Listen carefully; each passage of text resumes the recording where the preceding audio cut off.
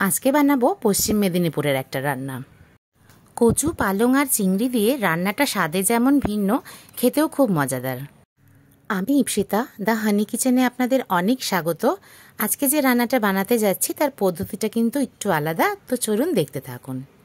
রান্নাটা কিন্তু সর্ষের তেলেই হবে। প্রথমেই চিংড়ি ভেজে নিতে হবে, নুন আর হলুদ দিয়ে ভেজে নেব। এরকমই মিডিয়াম সাইজ বা এর থেকেও ছোট চিংড়ি হলে এই রান্নাটা বেশ ভালো লাগে খেতে।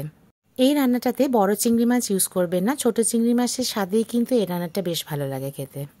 খুব কড়া করে ভাজবেন না, দেখুন এরকম হালকা করে ভেজেই তুলে নেবেন। সেম পাত্রে আরেকটু তেল মিশিয়ে নিলাম। তেজপাতা, দুটো শুকনো লঙ্কা আর 5 ফোড়ন দিয়ে 1 মিনিট মতো নেড়ে নিতে হবে। এখন একটা বড় পেঁয়াজকে কুচিয়ে নিয়েছি। এখানে পেঁয়াজ আলাদা করে ভাজতে হবে না, সাথে সাথেই দেবেন আদা বাটা আর দিলাম রসুন বাটা। রসুন বাটার পরিমাণটা কিন্তু এখানে একটু বাড়িয়ে রাখবেন।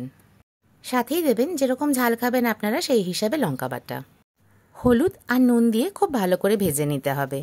হালকা জল ছিটিয়ে ঢাকা দিয়ে মশলাটার কাঁচা গন্ধটা বেরিয়ে যাওয়া পর্যন্ত ভাজবেন। আমি এখানে খুব কম তেল ইউজ করেছি, তাই একটু জল ছিটিয়ে নিলাম। আপনারা যদি জল ছিটিয়ে না রান্না করতে চান তাহলে তেলের পরিমাণটা আরেকটু বাড়িয়ে নেবেন। মশলাটা ভাজা হয়ে গেলেই দিয়ে দেবেন গাঁঠি কচু আর আলু।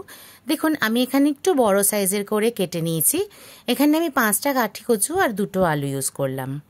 মশলার সাথে গাঁঠি কচু আর আলু ভালো করে মিশিয়ে নিতে হবে।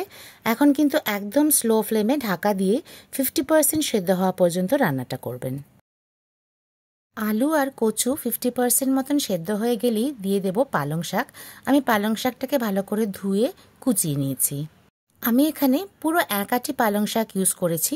পালং শাকের পরিমাণটা কিন্তু একটু বাড়িয়েই রাখবেন, কারণ এই পালং শাক রান্না হওয়ার পরে কিন্তু কোয়ান্টিটিতে ভীষণ কমে যায়।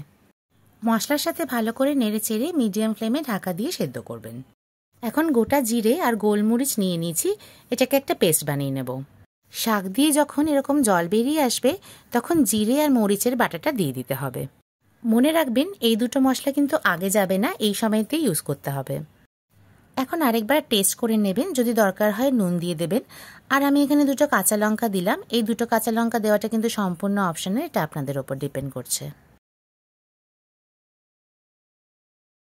শাক এখানে সেদ্ধ হয়ে গেছে। এখন দিয়ে দেব সামান্য চিনি আর তার সাথে সাথেই দিয়ে দেব ভেজে রাখা চিংড়ি।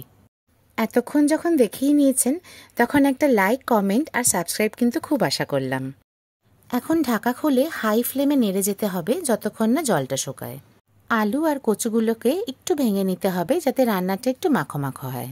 জলটা শুকিয়ে গেলেই রান্না আমার একদম রেডি। গরম ভাতের সাথে অদ্ভুত সুন্দর লাগে এই রান্নাটা। কেমন লাগলো রান্নাটা অবশ্যই কিন্তু জানাবেন।